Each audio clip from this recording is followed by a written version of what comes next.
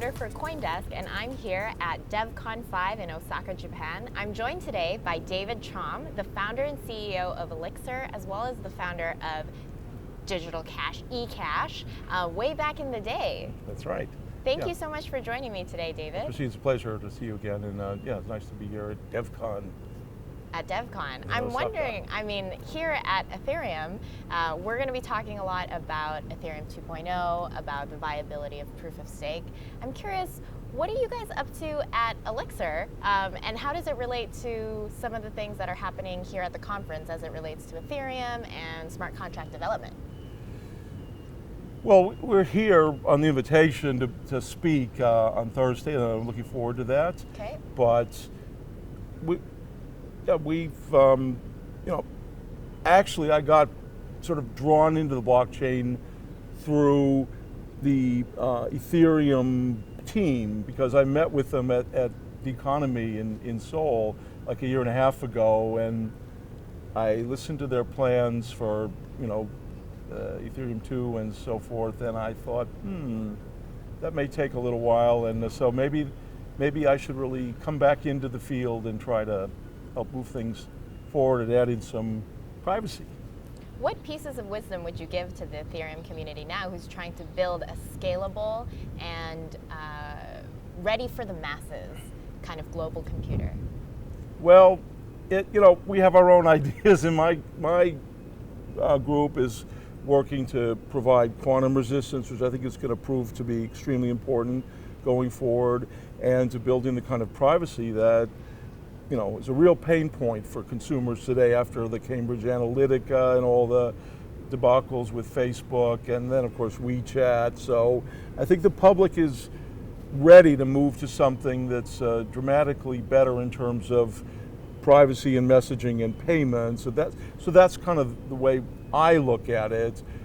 But yeah, I think there's a whole bunch of roadmap items for Ethereum, and I think they're doing a good job from their starting point. I'm thinking that regulation in this space seems to be amping up a little bit, and the industry seems to be becoming a little bit more fully formed, and I think the opportunity is really now to create something that can empower people to protect their own information, which was the ethos of the blockchain. So that's the whole basis for Ethereum. That's really interesting that you say that, David, because I think privacy and quantum resistance, it's not a huge part of the Ethereum roadmap. There are applications, there are layer 2 solutions. Well, should those two things be a bigger agenda item on the top of mind of Ethereum developers? I think there's a lot of cool things that you can do where those aren't the key aspects, and particular NFTs in gaming, for instance. Ethereum's so well suited for that, and I have high hopes for that kind of world to build out, and I think it's going to be a huge thing, and I guess that's why DevCon is here in Japan, in part because that's the kind, Japan has a real leading and active role in the sort of the virtual world and gameplay and all that, and quantum resistance, you can add it on, but it's a lot better if you build it in, and that's kind of what we try to see, how you could really build it in as fundamentally as possible. Yeah. So that's Praxxis. Praxxis is the privacy-focused, quantum-resistant version of the Elixir Project, which you started way back when, was it 2017? Well, it's a little bit different from that. So at the conference formerly known as Consensus Asia, like a year ago, which is sponsored by, I think, your company. Yes, it is. We launched our Elixir company. That's when we came out of stealth. So that's really when the company started doing things, and now we actually have the privacy protected messaging working. We have several thousand people who are using our app on Android and iOS, and you can get it at Elixir XX Collective, waiting in line to use the messenger. It's working in alpha. You can see it working in the app, and we have like 700 nodes who've signed up to be volunteers in our beta network and so on. So that's the messaging portion, and so that's fundamental privacy in there. The Praxis company, I'm here in Asia announcing it's coming out of stealth. It's based in the Cayman Islands, and it is delivering a really fundamentally new and different approach to consensus with a level of privacy that when you combine it with the Elixir, you get great privacy. And it's combining quantum resistance into privacy, or is it combining something else? So Praxis is delivering two things. One is a new consensus algorithm that's really very well suited for Elixir, okay, because Elixir, as you remember, has like 8 block creators. Yeah. And so per round, so we need a special type of consensus. So that's what Praxis is doing, and Praxis is also creating a new quantum resistant currency. So the blockchain itself, the consensus is quantum resistant, and the new currency is fully quantum resistant. And that currency, just to be clear, has a level of privacy in it, which we call horizontal privacy. In other words, it's based on digitally denominated bearer instruments, 1 cent, 2 cent, 4 cent, 8, like the original ECAS that I launched in the 90s. Okay, so unlike other blockchains where there's always more like a check, you just move money from one block ID to one account ID to another. Right here, we have these individually quantized digital bearer instruments, so each one is worth a fixed amount of money. So when you make payments, just like with paper money and metal coins, and you make payments, they kind of start to spread out, and it's kind of hard to trace everything back. So when you combine that with the vertical privacy of Elixir, which is the messaging, the shredding of metadata, which is vertical, right? So you can send messages, no one knows from where you're sending them or who you're sending them to, but you can also put money in those messages, so that then you get both the vertical and the horizontal privacy in payments, which is the holy grail. So Praxis has this new consensus protocol. Yes, it does. And it's going to specifically support the Elixir protocol. Exactly. I'm wondering, right now, what consensus protocol is Elixir using? Is it proof of work? Is it proof of stake? It's waiting for Praxis. How is it possible for the Elixir protocol to be running without a consensus It's protocol? not in mainnet. It's in alpha. So it's running. You can watch it run in alpha, and we could easily use any existing consensus protocol. And part of the beauty of separating the two is that there's a very clean interface between them. So you could basically run the Elixir on any consensus algorithm, but we wanted one that has special properties that really well support the multiple block creator operation that we have with Elixir. And I've been told that a lot of the vision behind Elixir, once it's fully along with Praxis, fully created, is to become like another more privacy enhanced version of the messaging app WeChat.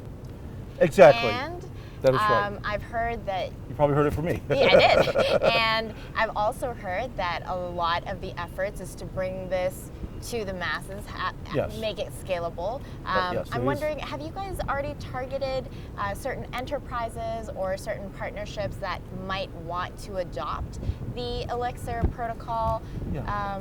Well, we've been pretty focused on trying to get it all working and everything, but we do have some partners, and there are a lot of interesting possibilities. So for one, in messaging, the more traffic from the more varied sources, the more privacy the users of the native chain have. So we are in discussions with various messaging services to use our messenger as a sort of on a white label basis. That will give us much better privacy and let us hit the ground running. But our messaging interfaces are also open, so anyone who wants to make a messenger app for our platform can. But we have one for Android and iOS. It's pretty nice, but it's open. That's not really our thing, right? Our thing is the infrastructure. Any names I might know in terms of messaging apps?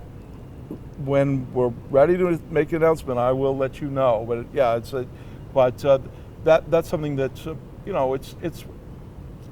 it's a pretty easy deal to do because it's kind of a win-win. Because what we hear from messaging companies is that they're starting to see more and more defections to the ones that have a better security reputation, image, branding, say.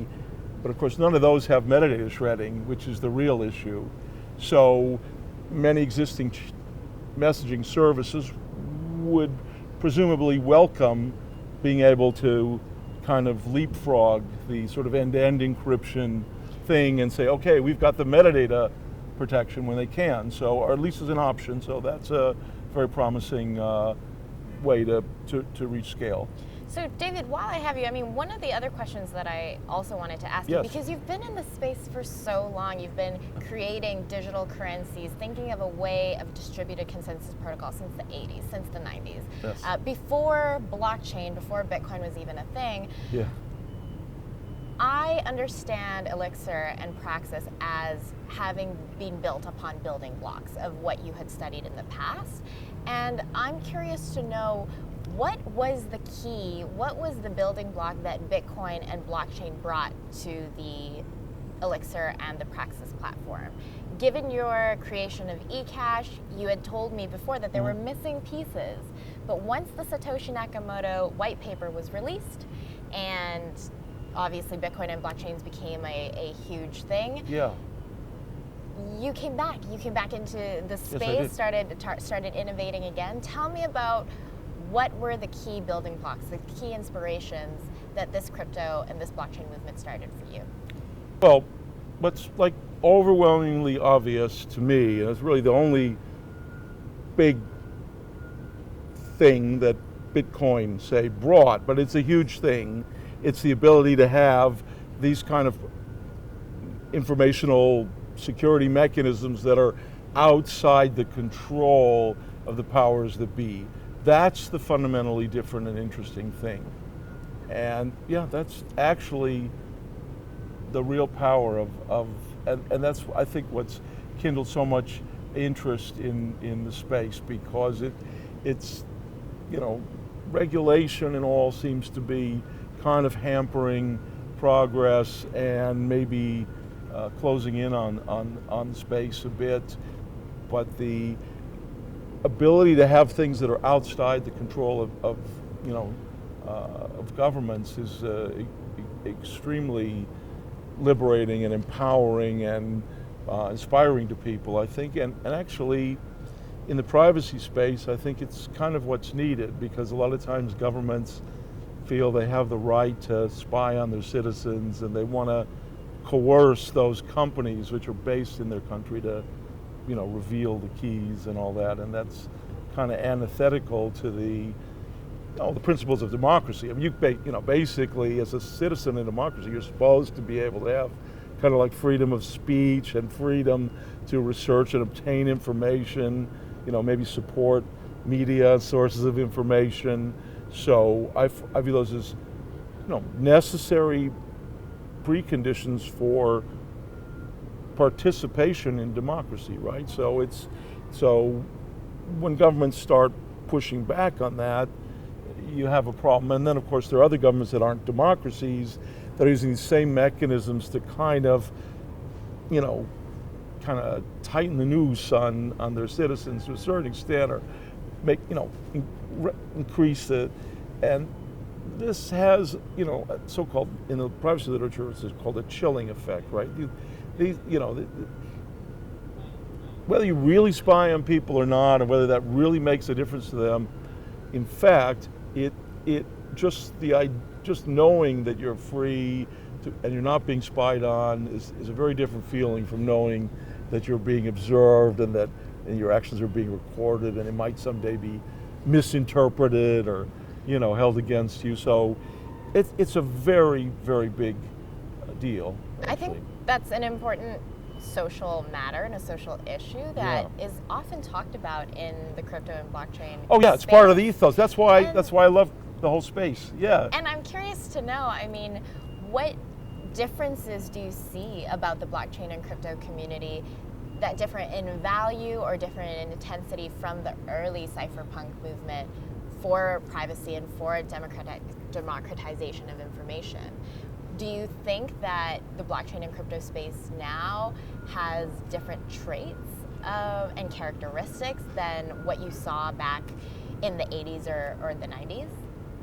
Well, when the early internet I mean, was just I don't starting? view myself, and I don't think others necessarily view me as the definitive spokesman on the history of the cypherpunk movement. But what I will say is that I'm often told, and you can read in Wikipedia, that apparently I inspired it, and that at least those aspects of it that were inspired by my technology had privacy as a key focus. There's another aspect, which is just sort of economic freedom, and that is another thread through the cypherpunk movement, and that thread is pretty well actualized by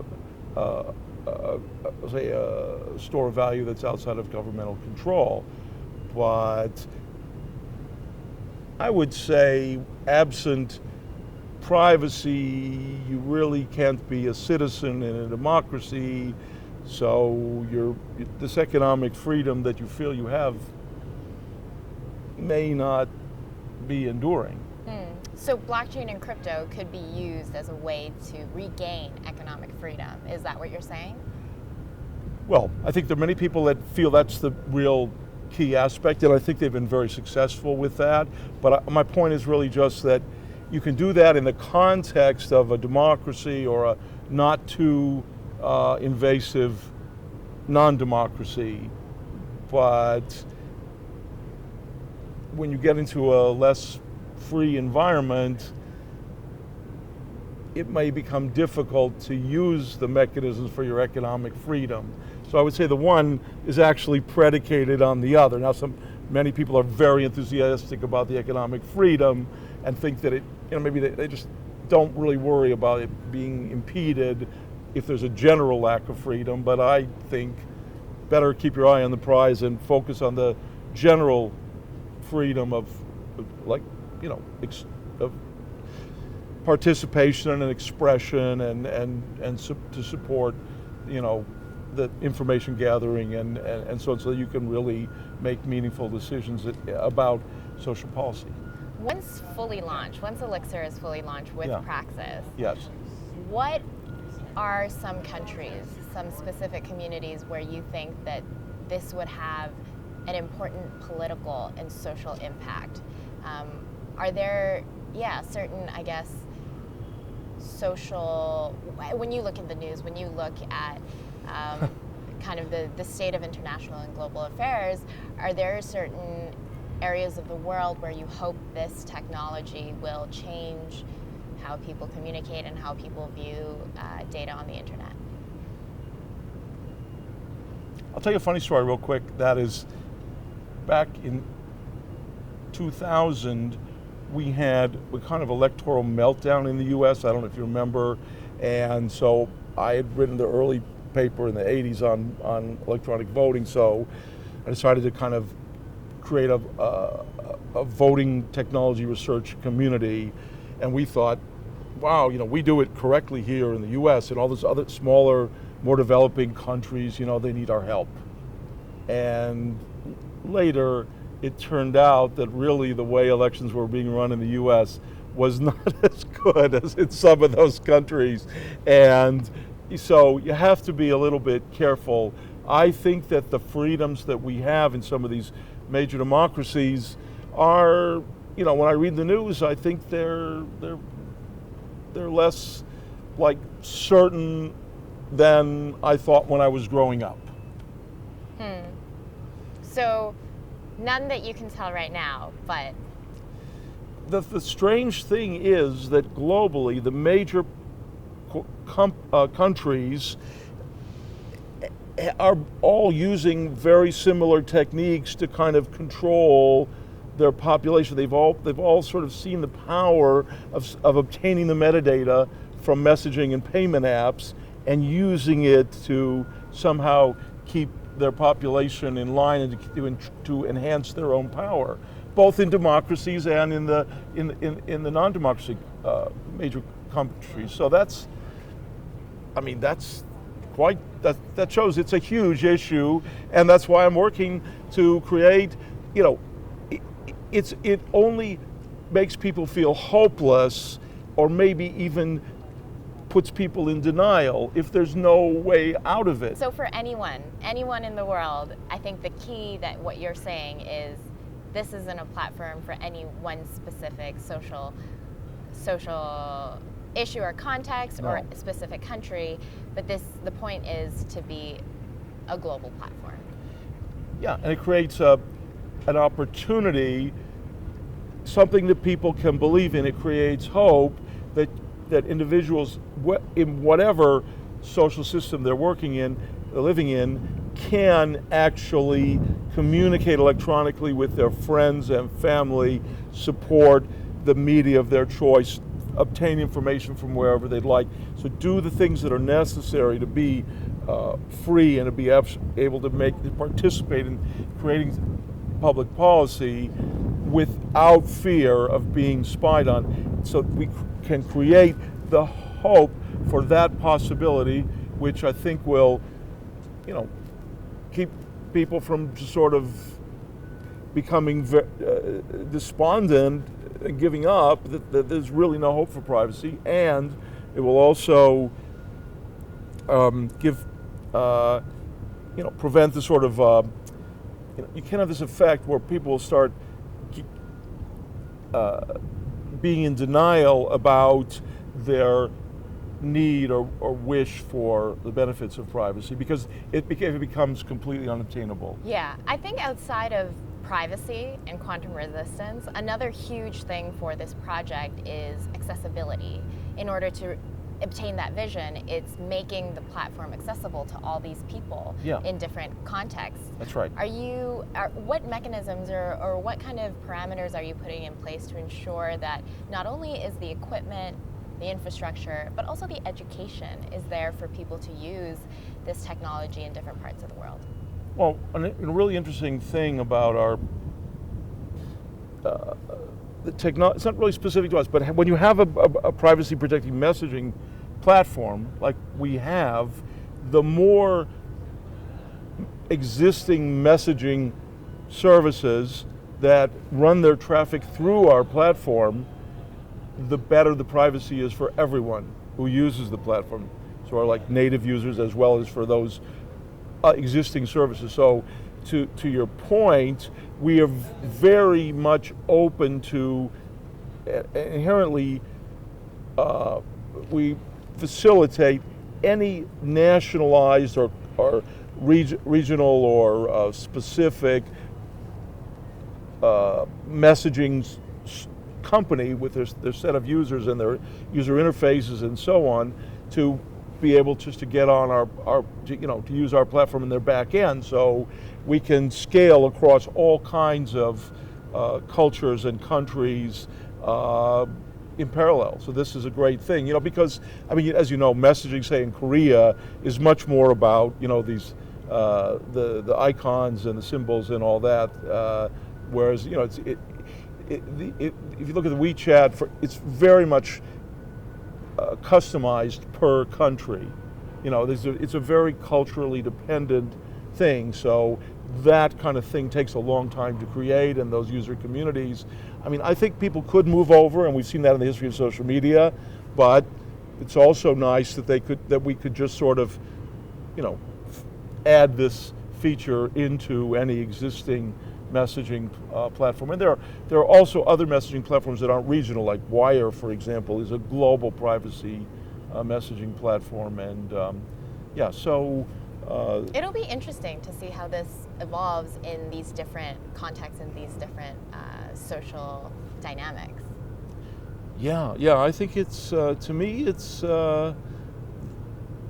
it's the big question about the history, the freedom of the humanity. That's really what we're talking about, because as computers become more powerful, they can spy on you more easily, and AI can be used to, spy on people and replace their jobs and do all these things. And so if humans are going to sort of be able to stand up and say, no, we're running this planet, then they need at least a protected sphere where they can communicate and obtain information and so on in a way that they're certain that it's not going to be, they're not being secretly surveilled as they have been. And that's the unique capability of Elixir coupled with Praxis.